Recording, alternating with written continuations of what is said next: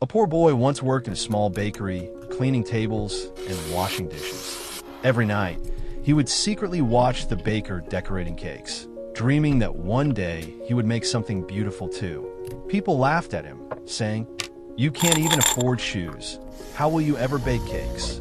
But instead of giving up, he practiced with leftover dough and broken tools. Years later, that same boy opened his own bakery, and the same people who once mocked him stood in line to taste his cakes. Moral: never let your present situation decide your future.